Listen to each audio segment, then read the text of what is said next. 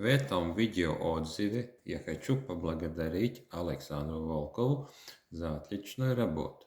Мне был запрос давление грудной клетки.